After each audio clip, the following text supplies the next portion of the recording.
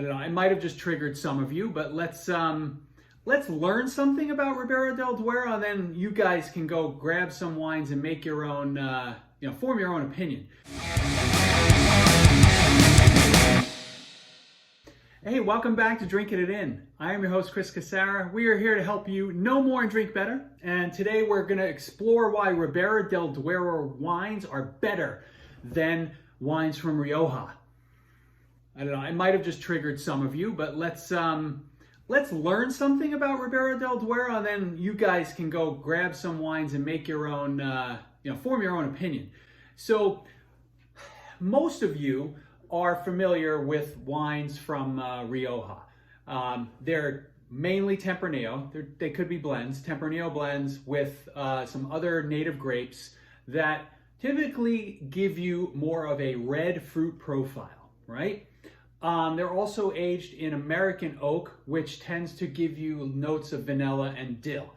But if you like a wine that's a little bigger, but has some of those similar characteristics, then maybe Ribero del Duero are for you. So we're tasting one today, an Emilio Moro, 2020. We'll get into the specifics on this in a bit.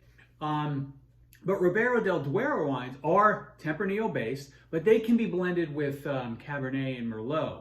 So what happens is you get a wine that's darker in color, usually has higher tannins, and is more of a black fruited wine, not red, right? And even if they're just 100% Tempranillo, like this one is, they'll have a darker profile. So, I think this is sort of, you can think of this as like a real big sports rivalry, Ribero del Duero versus Rioja, Yankees, Red Sox, Cowboys, Giants, Cowboys, Eagles, Cowboys, Redskins. Why do the Cowboys always have great rivalries with everybody they play? Islanders, Rangers. My God, one of the greatest, Ribero del Duero versus Rioja. It's a big rivalry. Like I was saying earlier, right, they have, they're all Tempranillo based wines, but even some of the, the similarities around the quality levels are there. So it's important to understand, what makes a Ribero del Duero different. Now, on these wines, you'll see, the Crianza, Reserva, Gran Reserva labels, right? And that just means 2 years aging, 3 years aging, or 5 years aging, respectively. But even though, we have similarities, because you have different oak, because you have different blending, because you have different climate, these wines are different. Ribero del Duero, bigger.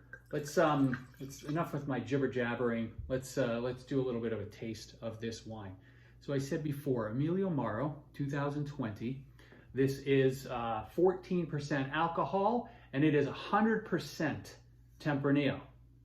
Now, just when you finally learn what the Crianza, Reserva, and Gran Reserva mean, then you get one of these, cosecha. This just means, what that label means is that it meets the criteria for Ribero del Duero, but it doesn't tell you much more than that. It could have been aged more than 2 years for all I know. But think of it, but maybe there was something else about the appellations that didn't necessarily follow. Think of it like like when you're in a Super Tuscan wine, where it just has that IGT label. That's more or less what cosecha means. It meets the criteria, the minimum criteria for that region, but it doesn't really tell you much more. I'm going to taste this wine. We're going to smell this wine. We're going to taste this wine. We're going to see if it stays true to that black fruited profile. It's not so dark that you can't see your hand through it, but it's pretty close. So I can barely see my fingers. Only when I get to the rim of what I'm of the liquid. So this has very much it's like a plum and prune mixture. There's a little bit of, there's a spice note here. It's kind of like a dusty, it's almost like cumin or fenugreek in here. Something that is Indian in nature. Definitely a bit savory. Plums, prunes, a bit savory. I'm not getting any of that smoke or mocha or some of the things that you might expect from these things being aged in French oak. It's probably because this wasn't aged too long. You know, so maybe there's some clue there. It smells pretty pure. It's nice. Wine's been open about 2 hours. About 2 hours.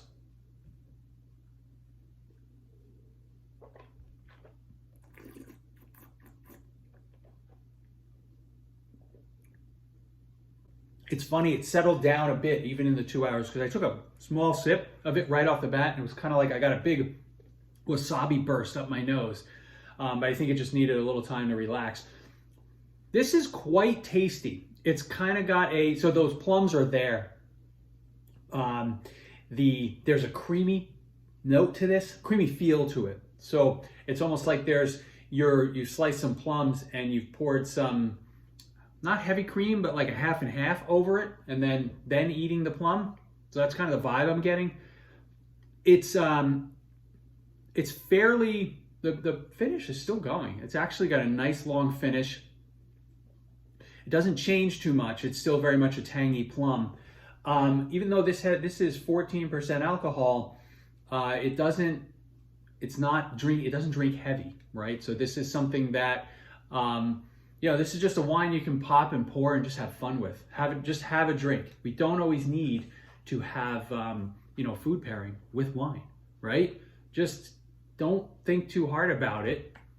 Open a bottle of wine, have a drink. It's fine, right? We can do that. One other note about Tempranillo. So temprano, I think, is the word in Spanish, which means early. And since Tempranillo Tempranillo kind of got its name from being an early ripening grape. So, but just in case the wine classification and information in Europe was not complex enough, Tempranillo is, when you see it in Spain, it also might go by Tinto Fino in Spain and Tinta del País in Spain. Flip over the border, go over to Portugal, it's Aragonés, or it's Tinto Roriz. So keep that in mind if you're specifically seeking out a Tempranillo wine. If you're in Spain or Portugal, you might see some different terms on the back. That's all I got for you. Do you think Ribero del Duero is better than Rioja? Let me know. Let me know in the comments. Thank you so much for joining, and I will see you next time. Cheers.